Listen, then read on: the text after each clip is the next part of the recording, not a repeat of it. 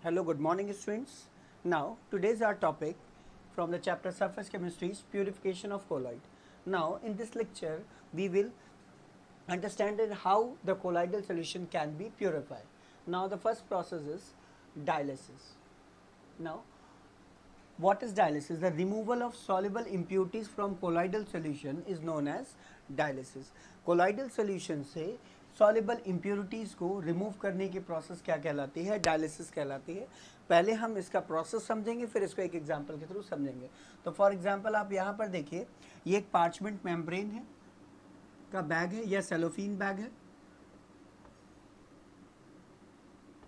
या parchment membrane का भी बैग ले सकते हैं. इसको हमने एक बड़े से टैंक में रखा है जहाँ पर क्या है कि रनिंग वाटर है और यहाँ से हम रनिंग वाटर को बहुत ज़्यादा तेज़ी से बहते हुए पानी को हम यहाँ से इससे पास कराएंगे.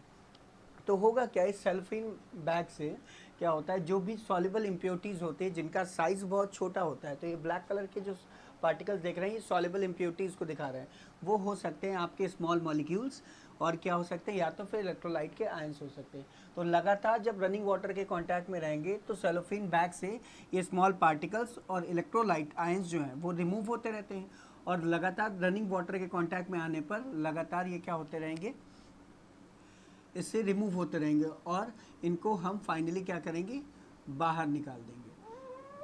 ठीक है, तो यही है डायलिसिस का प्रोसेस. तो डायलिसिस के प्रोसेस में हम क्या करते हैं, कोलॉइडल सॉल्यूशन से सॉल्युबल इम्प्योरिटीज़ को रिमूव करते हैं. तो इसमें हमने क्या किया, फिर से हम बता दे रहे हैं कि एक सेलोफिन बैग लिया, उसमें कोलॉइडल सॉल्यूशन ले लिया.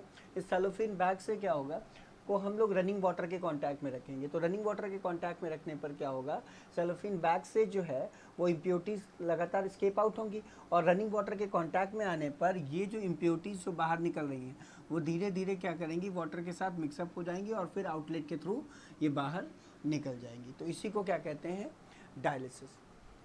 और जिस इंस्ट्रूमेंट से या जिस ऑपरेटर से डायलिसिस किया जाता है उसे हम क्या कहते हैं, डायलाइज़र कहते हैं. क्या कहते हैं, डायलाइज़र कहते हैं. ठीक है, तो अब आप देखिए जो हमारी किडनीज़ है वो भी क्या करती हैं, डायलिसिस का ही काम करती हैं. तो हमारा जो ब्लड है वो क्या है, कोलॉइडल सॉल्यूशन है. तो ब्लड में इम्प्योरिटीज़ क्या होती हैं, बेसिकली यूरिया की इम्प्योरिटीज़ हो गई या कुछ सॉल्ट के आयंस ज़्यादा हाई अमाउंट में बढ़ गए. ठीक है, तो किडनीज भी सेम प्रोसेस करके डायलिसिस करती है. तो ब्लड से क्या होते हैं, यूरिया और अदर आयंस जो हैं वो डायलिसिस के थ्रू रिमूव कर दिए जाते हैं.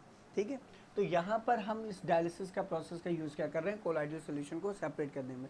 हमारी किडनीज जो हैं वो नेचुरल डायलिसिस करती हैं, वो अपने आप से उनके पास डायलिसिस की कैपेसिटी है.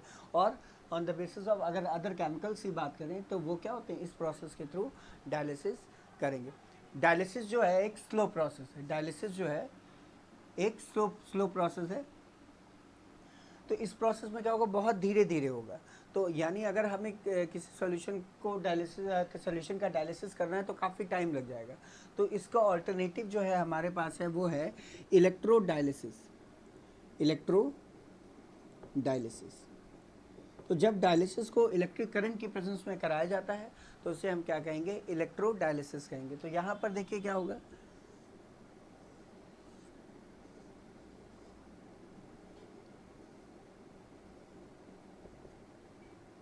अब ये जो आप देख रहे हैं यही एपरेटस पूरा है और यहाँ पर हमने कोलाइडल सॉल्यूशन को रख दिया.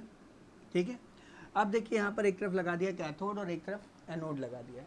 तो अब क्या करेंगे, इलेक्ट्रिक करंट की प्रेजेंस में होगा डायलिसिस, तो उसे हम क्या कहेंगे, इलेक्ट्रो डायलिसिस कहेंगे. तो अब क्या होगा, जब इलेक्ट्रिक करंट प्रेजेंट होगी, जो इम्प्योरिटीज़ हैं या जो सॉल्युबल आयंस हैं वो अपोजिट कैथोड की तरफ मूव करेंगे और अब उनकी स्पीड क्यों बढ़ जाएगी, क्योंकि यहाँ इलेक्ट्रिकल फील्ड प्रेजेंट है कैथोड और एनोड के फॉर्म में. ठीक है, तो इसलिए इलेक्ट्रोडायलिसिस क्या है, एक ऑल्टरनेट मेथड है डायलिसिस का, जहाँ पर डायलिसिस की जो प्रोसेस है वो ज़्यादा स्पीड के थ्रू होती है. नेक्स्ट प्रोसेस देखिए हम पढ़ेंगे अल्ट्रा फिल्ट्रेशन. ये बहुत ज़्यादा इंपॉर्टेंट है और ये भी. तो देखिए अल्ट्रा फिल्ट्रेशन यानी ये फिल्ट्रेशन से थोड़ा डिफरेंट होगा. तो क्यों हम फिल्ट्रेशन नहीं करते हैं, अगर मान लीजिए हम ऑलरेडी फिल्टर पेपर लें तो उससे कोलाइडल सोल्यूशन और ट्रू सोल्यूशन दोनों ही पास हो जाते हैं. तो कैसे हम फिल्टर करेंगे कोलाइडल सोल्यूशन, ठीक, और या फिर कोलाइडल सोल्यूशन में प्रेजेंट कैसी सॉल्युबल इम्प्योरिटीज़ को रिमूव करेंगे. तो अब देखिए क्या होता है, तो कोलाइडल सोल्यूशन में प्रेजेंट सॉल्युबल इम्प्योरिटीज़ को रिमूव करने के लिए हम अल्ट्रा फिल्ट्रेशन का भी यूज़ करते हैं। तो उसके लिए हमें अल्ट्रा फिल्टर पेपर्स की रिक्वायरमेंट होती है। अल्ट्रा फिल्टर पेपर क्या करते हैं, कोलाइडल सोल्यूशन से केवल सॉल्युबल इम्प्योरिटीज़ को ही रिमूव करेंगे, बाकी चीज़ें वैसे के वैसे, या कोलाइडल सोल्यूशन वैसे के वैसे रहेगा। तो कैसे हम अल्ट्रा फिल्टर पेपर को बनाएं, तो अल्ट्रा फिल्टर पेपर को बनाने के लिए सबसे पहले हम क्या करते हैं, अल्ट्रा फिल्टर पेपर को कोलोडियन सोल्यूशन में डिप करते हैं। कोलोडियन सोल्यूशन क्या होता है, 4% solution of nitrocellulose in a mixture of alcohol and water.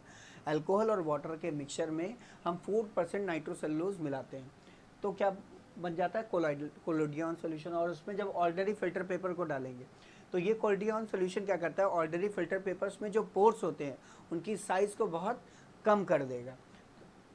अब क्या होगा, जब आपने कोलोडियन सोल्यूशन में डाल दिया तो अब ये सोल्यूशन क्या है, लिक्विड फॉर्म में, तो फिल्टर पेपर भी रिजिड नहीं हो पाएगा। तो उसकी हार्डनिंग के लिए आप उसे क्या करेंगे, फॉर्मल्डिहाइड में डालेंगे, तो फिल्टर पेपर हार्ड हो जाएगा शीट के फॉर्म में, और उसके बाद उसको ड्राई कर लेंगे। तो अब अल्ट्रा फिल्टर पेपर बनाने से या कोलाइडल सोल्यूशन में डिप करने से क्या हुआ, फिल्टर पेपर के जो पोर्स हैं वो क्या हो गए, बहुत कम हो गए, बहुत छोटे छोटे हो गए। तो अब क्या करेंगे, जब हम किसी कोलाइडल सोल्यूशन को अल्ट्रा फिल्टर पेपर से पास कराएंगे तो केवल सॉल्युबल इम्प्योरिटीज़ ही फिल्टर पेपर से निकलेगी और कोलाइडल सोल्यूशन वैसे का वैसा सेफ रहेगा। तो इस तरीके से ये आपकी दो प्रोसेस हो गई प्यूरिफिकेशन ऑफ कोलॉइड्स की। ठीक है, अब आइए देखते हैं हम प्रॉपर्टीज़ ऑफ कोलॉइड।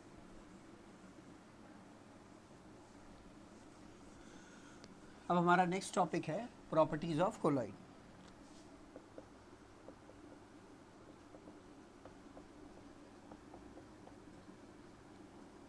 तो पहली प्रॉपर्टी है हेट्रोजीनियस।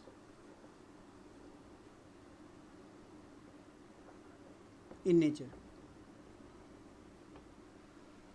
ठीक है। कोलाइडल पार्टिकल जो कोलाइडल सॉल्यूशंस जो होते हैं, कोलाइड जो होते हैं हेट्रोजीनियस होते हैं। इसका मतलब क्या होता है कि जो डीपी है उसका डीएम में डिस्ट्रीब्यूशन अनइवन होता है। कहीं पर डीपी के पार्टिकल ज़्यादा हैं और कहीं पर कम है, कहीं पर अनइवनली डिस्ट्रीब्यूटेड है। यानी अगर हम डीएम की बात करें तो पार्टिकल जो हैं वो इक्वली या अनइवनली डिस्ट्रीब्यूटेड होते हैं। यानी कहीं पर डीपी के पार्टिकल ज़्यादा है और कहीं पर डीपी के पार्टिकल्स डीएम में कम है, तो इसलिए क्या हो जाएगा, हेट्रोजीनियस हो जाएगा। यानी कोलाइडल पार्टिकल्स में क्या होगा, डीपी का डिस्ट्रीब्यूशन या डीएम के अंदर डीपी का डिस्ट्रीब्यूशन अनइवन होता है या नॉन यूनिफॉर्म होता है। सेकंड, ब्राउनियन मोशन, ये इसकी ऑप्टिकल प्रॉपर्टी है जो लाइट पर बेस्ड होती है।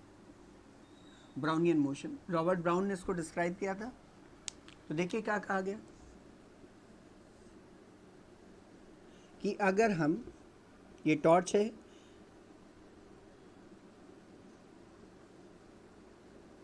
टॉर्च से अगर हम लाइट को पास कराएं, कोलाइडल सॉल्यूशन से लाइट को पास कराएं, ठीक है, तो ये लाइट कोलाइडल सॉल्यूशन में जा करके कोन लाइक स्ट्रक्चर बना लेती है। यानी ये लाइट क्या हो जाती है, स्कैटर्ड हो जाती है। तो ये जो कोन बनता है, कोन लाइक स्ट्रक्चर, इसको हम कहते हैं टिंडल कोन। और लाइट का लाइट का स्कैटर होकर के टिंडल कोन बनाने की प्रोसेस को हम क्या कहते हैं, टिंडल इफेक्ट। तो ये कहा गया कि जब हम ऑर्डिनरी लाइट को हम क्या करते हैं, कोलाइडल सोल्यूशन से पास कराते हैं, तो कोलाइडल सोल्यूशन में जा करके लाइट क्या हो जाती है, स्कैटर्ड हो जाती है और ये कोन लाइक स्ट्रक्चर बनाती है। इस कोन को हम क्या कहते हैं, टिंडल कोन कहते हैं। और ये जो इफेक्ट है टिंडल कोन बनाने का, इसको क्या कहेंगे, टिंडल इफेक्ट कहेंगे। ये केवल कोलाइडल सोल्यूशन ही शो करते हैं। क्यों टिंडल इफेक्ट होता है, ठीक है। तो देखिए क्या होगा, जब लाइट को हम इससे पास कराएंगे तो डीएम के पार्टिकल्स क्या होते हैं, मूवेबल होते हैं। तो वो लगातार स्पीड के साथ क्या करेंगे, टकराते रहते हैं। जो लाइट को क्या करेंगे, स्पीड के साथ मूव करते हैं, तो जो लाइट को स्कैटर कर देंगे। तो जिससे क्या हो जाएगा, जो स्ट्रीट लाइट आ रही थी वो कैसे हो जाएगी, कोन लाइक स्ट्रक्चर को बना लेगी। तो स्कैटरिंग ऑफ लाइट क्या होता है, डीएम के जो पार्टिकल्स हैं वो हाई वेलोसिटी के साथ मूव करते रहते हैं, एक दूसरे से कोलाइड करते रहते हैं, जो लाइट को स्कैटर कर देंगे। और यहाँ पर जो है हम जो टॉपिक बता रहे हैं वो ब्राउनियन मोशन ना होकर के ये क्या है, टिंडल इफेक्ट है। ये टॉपिक जो है वो टिंडल इफेक्ट है, ठीक है। तो इसको हम क्या कहेंगे, टिंडल इफेक्ट कहेंगे। तो यहाँ पर हमने बताया क्या कि जब हम ऑर्डिनरी लाइट को पास कराते हैं किसी कोलाइडल सोल्यूशन से, तो लाइट स्कैटर हो जाती है सोल्यूशन में और एक कोन लाइक स्ट्रक्चर को बनाती है। उस कोन को हम कहते हैं टिंडल कोन, और जो प्रॉपर्टी है, जो इफेक्ट है, उसको क्या कहेंगे, टिंडल इफेक्ट कहेंगे। क्लियर है? तो ये आपको समझ में आएगा। और टिंडल इफेक्ट क्यों फॉर्म होता है ये भी हमने आपको रीज़न बताया कि डीएम के पार्टिकल लगातार जो होते हैं टकराते रहते हैं किससे, एक दूसरे से, तो वो लाइट को क्या करेंगे, स्कैटर कर देते हैं। स्कैटरिंग ऑफ लाइट की वजह से ही यहाँ पर ये कोन लाइक स्ट्रक्चर फॉर्म होता है। तो ये 2 प्रॉपर्टीज़ हमने आपको बता दी हैं, बाकी की प्रॉपर्टीज़ हम नेक्स्ट लेक्चर में, नेक्स्ट वीडियो में अपलोड करेंगे। ठीक है, आई होप ये सारी प्रॉपर्टीज़ और ये चीज़ें आपको जो टॉपिक्स हैं वो समझ में आ गए होंगे। तो that's it for today, have a nice day, good day students.